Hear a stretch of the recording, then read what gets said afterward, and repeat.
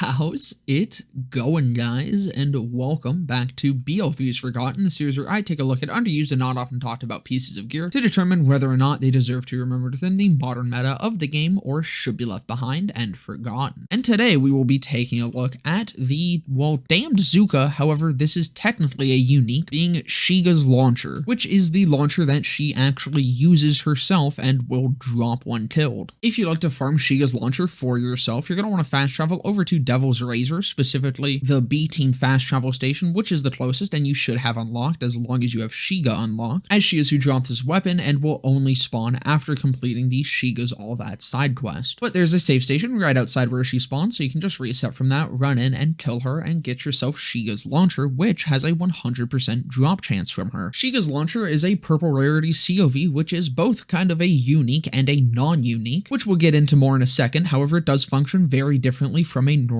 Zooka. Whereas a normal Zooka shoots out an arcing projectile that explodes on impact and can roll either as a ×1 or a ×2, the Sheega's launcher is always a ×4 minimum, but can also roll as a ×8 for 2 ammo per shot. The projectiles fired from Sheega's launcher also do not arc and instead will fly in a straight trajectory, and this launcher is elementally locked to shock damage and is unable to roll with any anointments. So how is the Sheega's both a unique and a non-unique? Well, there's no red text obviously, and there's really nothing too obviously different other than just how it fires. But what you may have previously noticed when fighting enemies that use rocket launchers is that the rocket launchers, especially COV guns, work a little bit differently with them. And that's because in Borderlands 3, there's actually multiple hidden AI barrels on guns, and those are used on the weapons that they use. Otherwise, they probably wouldn't be able to properly hit anything with the goofiness that is of the usual COV launchers. And obviously where I'm going with this is that this Zooka is using one of those AI barrels, so it's not really a unique weapon. However, it is unique to the player to be able to use, which that alone is why I wanted to talk about this weapon, because I think it's really cool. I think it's a unique piece of gear in the game that definitely probably isn't supposed to actually be dropping from her. However, it does, and I think that's kind of cool. But not only that, this is probably the best of the purple COV launchers, which really isn't saying too much because the purple COV launchers fucking suck. If you want more information on that, check out my purple box video on that. Should be a little thing up in the corner that you can click on and it'll take you right there. The two biggest issues with them though that I found was that most of them just function way too weird to actually be good, and at the same time a lot of their damages just aren't that of a rocket launcher. Sheega's launcher actually feels like a rocket launcher though, and it feels like a damn good one. It offers decent base damage with a huge amount of projectiles for decently cheap. 4 rockets for 1 launcher ammo is already insane, but then when that goes to a 8 times for 2 ammo, that's really fucking good. Having all of these projectiles is really nice, especially for characters like Mose and Flak who actually can have some sort of upkeep with that. And on them, I definitely preferred the ×8 as the damage was way better than the ×4. However, due to this thing still kind of having a decently high fire rate like many of the other launchers, with the ×8, Zane and Amaru will just absolutely chew through ammo unless you have some sort of ammo sustain build with them. So I did prefer the ×4 with those two. However, I honestly just really didn't like it on Zane and Amaru, which Amaru was definitely a surprise because usually Amaru is the absolute queen of just circumventing elementally locked weapons, but even providing her own elements to this thing, I really didn't feel like it was that great. And I mean, honestly, just overall, I have been maybe being a little bit too generous talking about the Sheega's launcher, as I have so far been comparing it to a purple. But this thing is really damn good compared to other non-unique COV launchers and even just other non-unique launchers. If you're currently doing a story playthrough, this is an absolute perfect gun to pick up for that. Low ammo cost, good damage, 100% drop rate. It's solid. But when you start comparing it to other uniques and especially just straight up legendaries, that's when this thing really starts to fall apart. As I said, especially with Zane and Amara, the weaknesses of this gun really start to show through. Not only does ammo consumption start to show itself as a problem, but so does the damage, as those two characters aren't able to abuse the multi-pellet nature of this as hard as Mose and Flak are able to. So not only is it just that they don't have the same ammo sustain as Flak and Mose, but it also just starts taking even more shots to kill anything. So you end up using even more ammo to take out an enemy. And just along with being elementally locked and not able to roll with an anointment, it has a lot of problems with it. Although it is definitely a shame that it can't be anointed, because putting an anointment on this actually did make it a decent bit better, and actually almost deserving of having the title of being a unique. Not only does it feel way more consistent, consistent, but it's also just way more usable and definitely showcases the strengths that this has a lot better. Not only that, but you could have a much easier time getting around that elemental lock, having the option of using the next to mags anointment. It is definitely unfortunate that this can't be anointed, because that anointment brings this from a cool unintended weapon to actually being pretty damn solid. And as always, in my Discord server, there will be a save file which contains an anointed version of Sheega's launcher along with the other usually unanointable weapons that I've covered. But overall, the Sheega's is a very neat gimmick gun that is an unintended drop and gives a cool look into a usually unnoticed part of the game. It's definitely fun to play around with and definitely worth picking up if this is the type of thing that you're interested in, but it's nothing that's really worth keeping around and at most would be a very nice wall piece. However, it definitely does have a use in picking one up during a story playthrough, as I do believe that it is very strong in that situation. But that's about do it for this one. I hope you guys enjoyed. If you did, definitely consider leaving a like, comment, subscribe, all that. Down in the description will be a link to my Twitch channel where I'll be live right after this video goes up, and below that is a link to my Discord server where you can come and join and hang out. But with that all being said, I hope to see you guys in the next one.